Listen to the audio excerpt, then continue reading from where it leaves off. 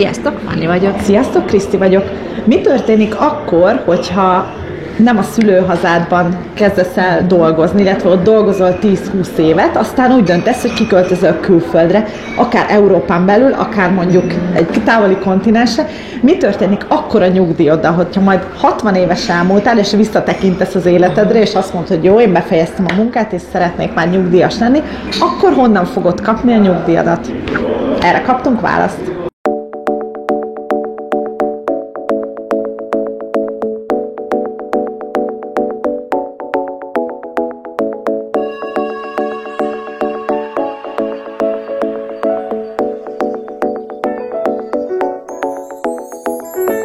Az EU-ban úgy nézzük meg a nyugdíjakat, hogy első körben minden ország megnézi, hogy nálam mi történt. Megnézi Ausztria, mennyi idő gyűlt össze, ez alapján valaki mennyi nyugdíjra jogosult. Erre van a Pensionskonto Auszug, ami alapján ezt az osztrák állam majd meg fogja állapítani, hogy mennyi osztrák nyugdíj jár. És az alapján kiszámolják, hogy teszem azt, dolgoztam Ausztriába 14 évet, megnézi az osztrák állam, hogy 14 évünk van, jár-e osztrák nyugdíj. Osztrák szabályok szerint nem jár, úgyhogy ha valaki csak 14 évet dolgozna Ausztriába, akkor pórul járna, mert kapna egy nagy nullát. Magyarországon mondjuk ugyanez a magánszemély dolgozott 13 évet.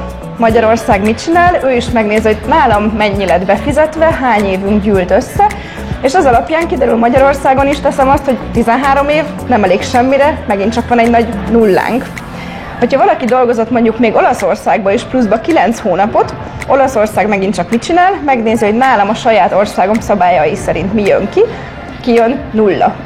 Ez a magánszemély nagyon-nagyon rosszul járna, mert összesen ledolgozott 14, 13, az 27, majdnem 28 évet dolgozott, és nem kapna nyugdíjat, ha ez tényleg így lenne.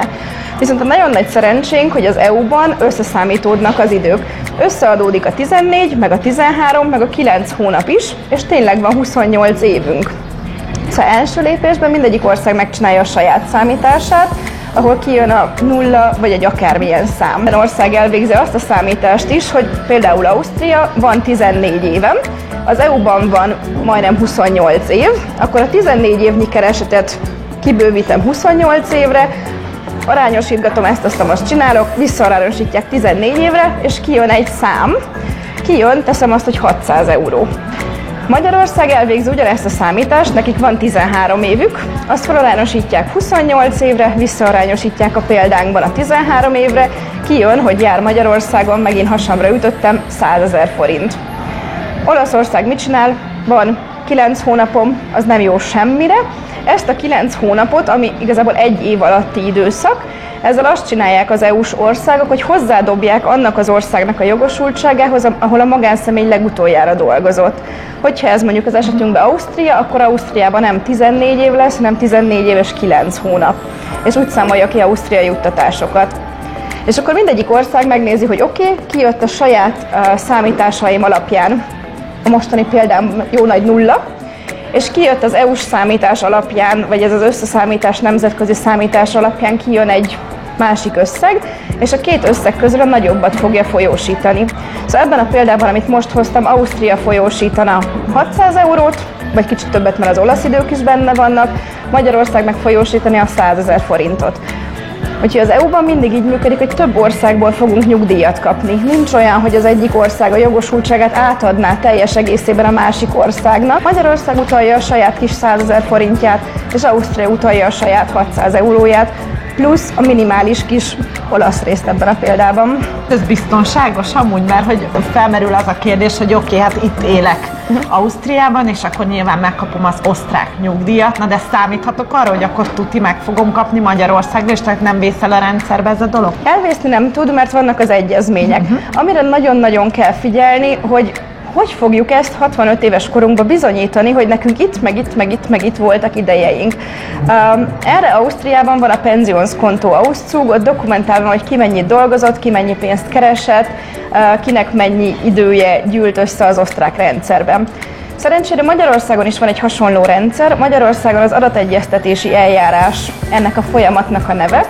Ezt el lehet indítani az ügyfélkapun, És az ügyfélkapun, hogyha az ember megindítja a folyamatot, megkapja azt, hogy milyen idők vannak a magyar rendszerben jóváírva, mekkora pénzösszegek vannak ott jóváírva, ezt érdemes átnézni, mert én saját példámból tudom, hogy nekem személy szerint jó pár munkaviszonyom kimaradt ebből.